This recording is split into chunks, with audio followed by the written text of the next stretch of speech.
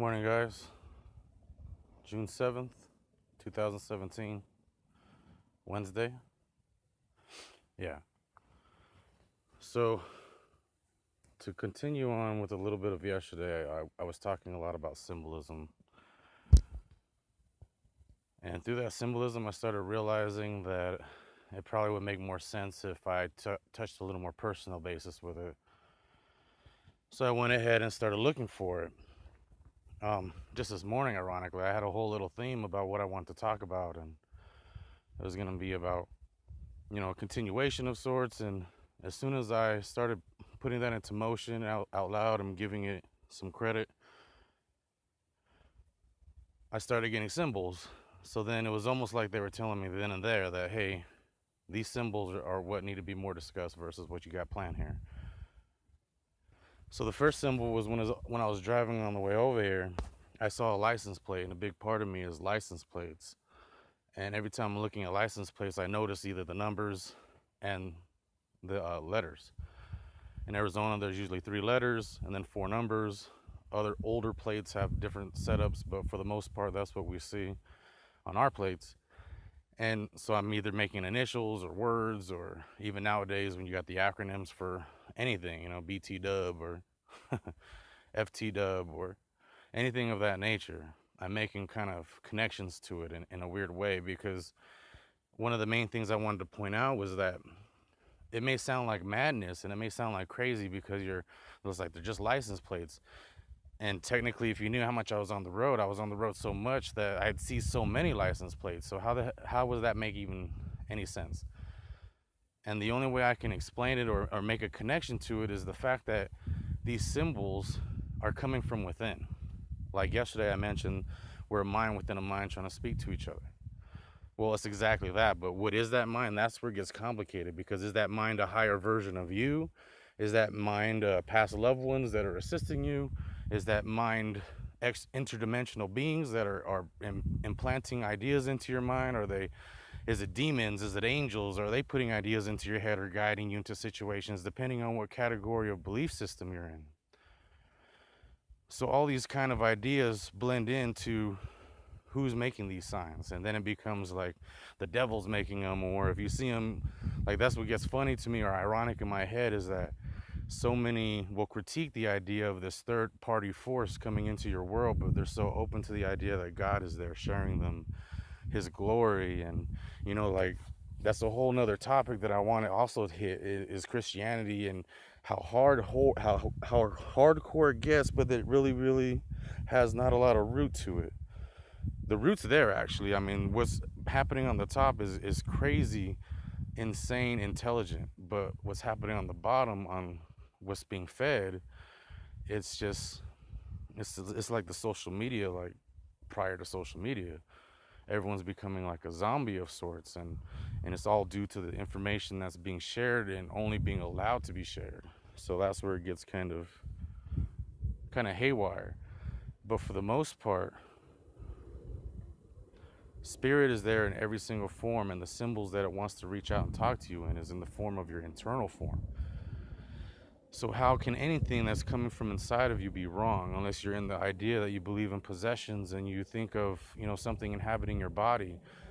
And that's where I was kind of going yesterday when I said that they don't deserve worship, because I talk about it on the good end and I mean it on the bad end. Because if you know demonology, if you know Satanism to a degree, Luciferianism more so, Order of the Golden Dawn does it to an extent, at least to the outsiders. It appears that way. Now, when you get inside, the information evidently is shared more relevantly, but the only difference is that they tie it to the mind alone. It's all you. There is no God at force. There's only you creating the manifestations. That's where I differ, because it's a combination. Like everything in this world, I mentioned in one of my first videos, is a paradox. It's both outside and inside. So that's where it gets kind of gray for our world, because we only know black or white. We only know that male or female. We only know that hard or soft. And that's all we run with. We think that there's a definite answer, and that's the only answer. But in reality, just like in algebra, there's a variable of answers. There's all kinds of variables. There's all kinds of ways to get to that problem. There's all kinds of different methods to resolve the issue.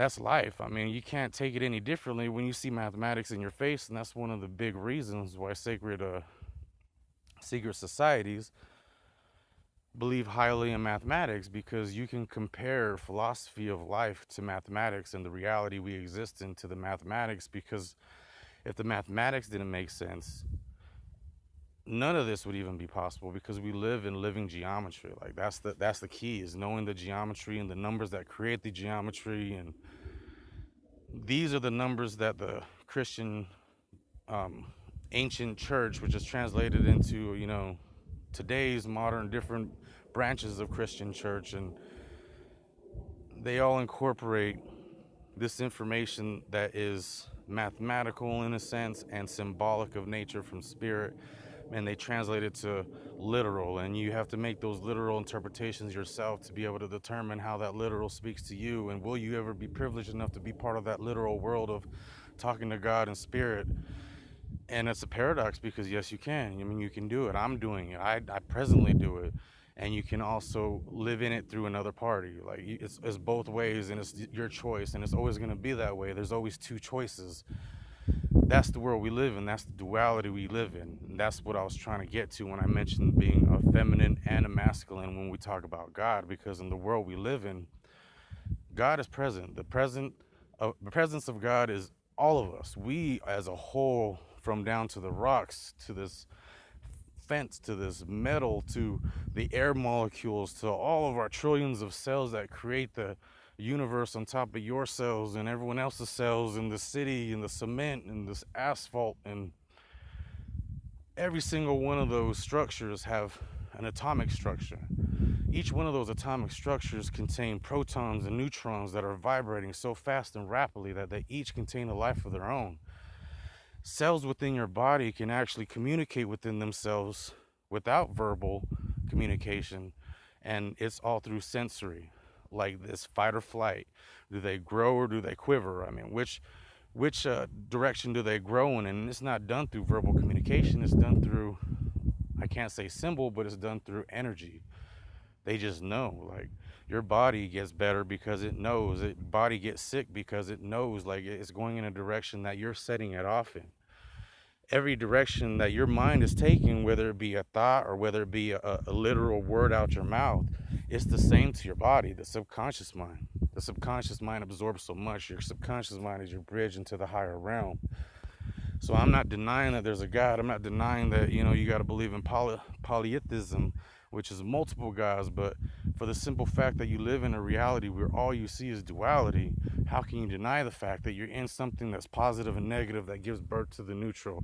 The mother and father give birth to the son. The Father, the Son, and the Holy Spirit. I mean, the Holy Spirit has taken place of the mother, or the feminine.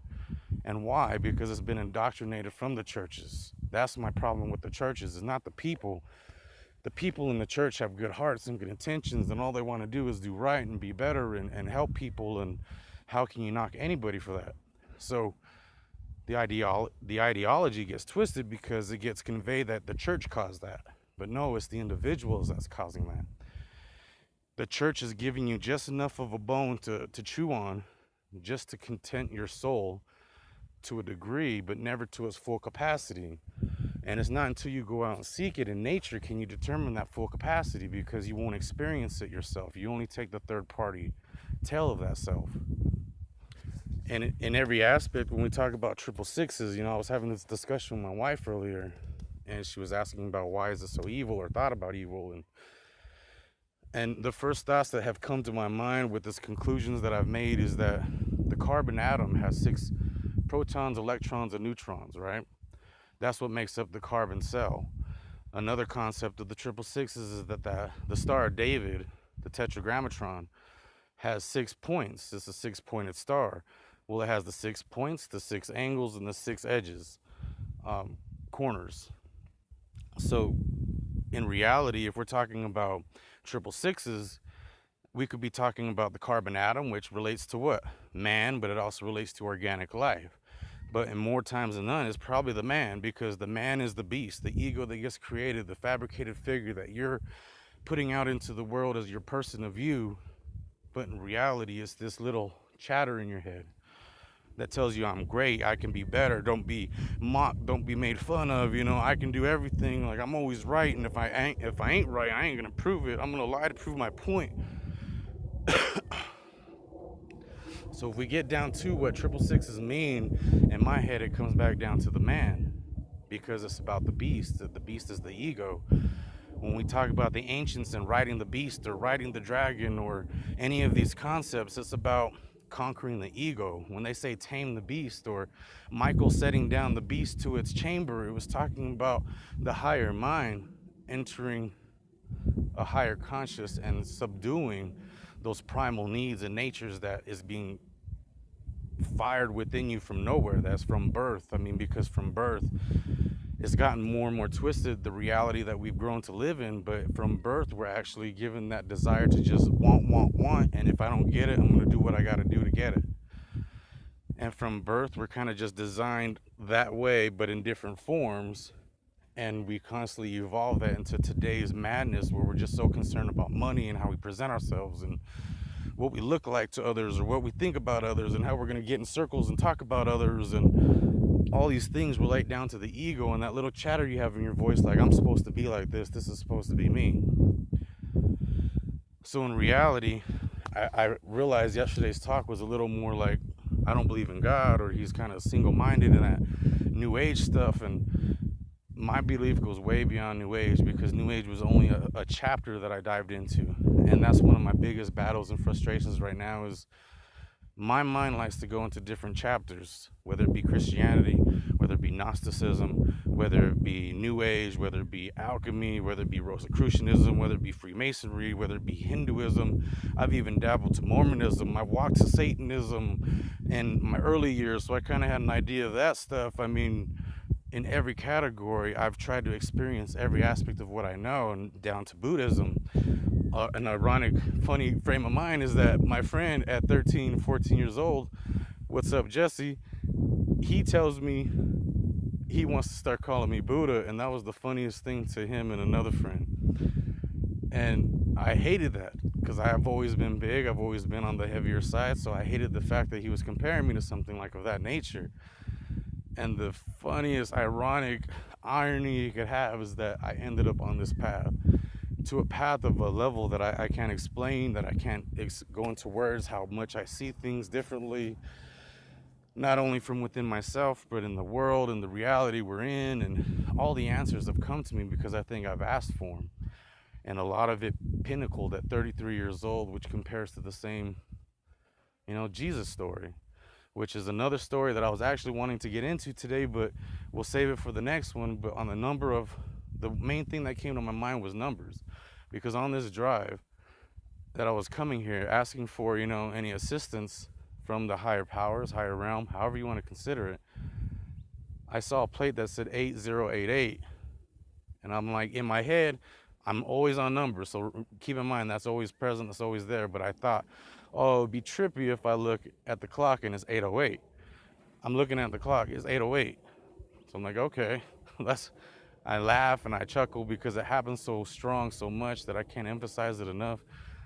So I go and I take random turns because I have to be evading the authorities in order for things to be a little safer the way I was coming up here.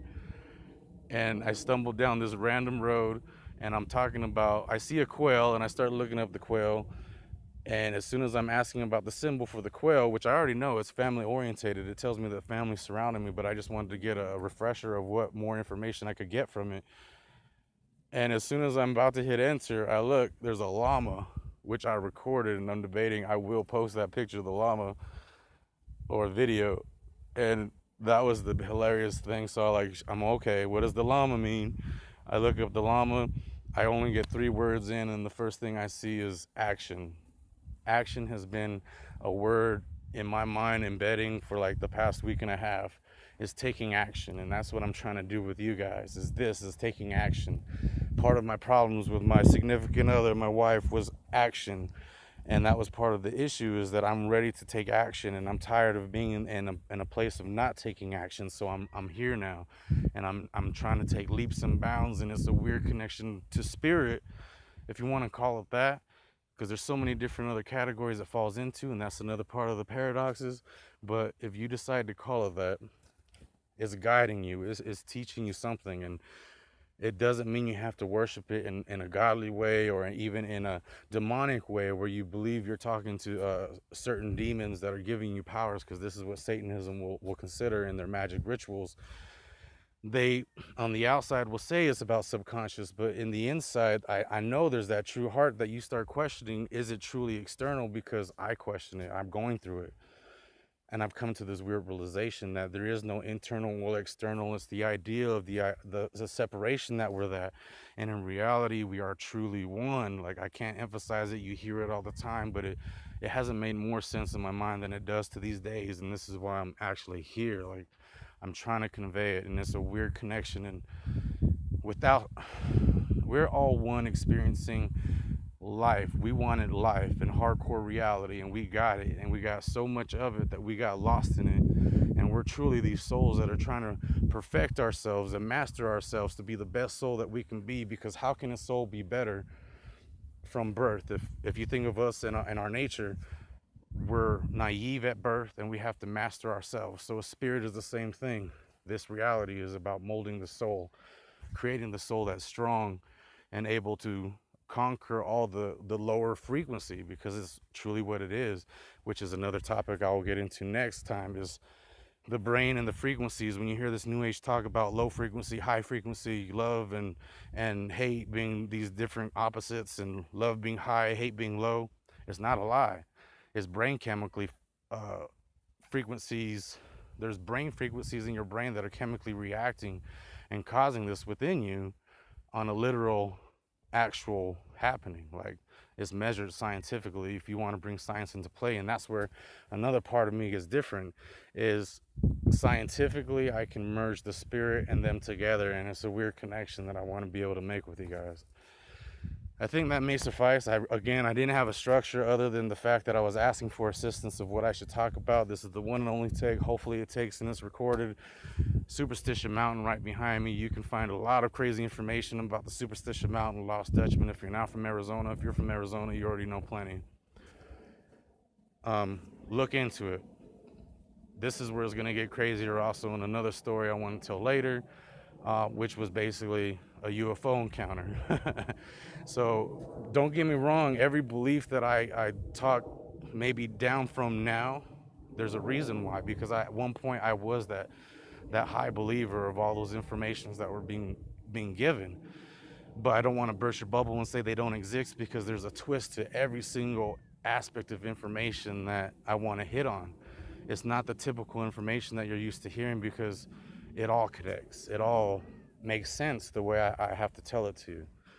Be patient with me. We're going to get there. These are the bits and pieces of the information. I'm trying hard to break loose and get out of this weird nervousness, but at some point you get to see it. So we're going to get there, though. That's the ultimate goal. I'm trying to take action and show you guys. Thank you. Just thank you for being watching. Love all you guys. Appreciate it. June 7th, 2017.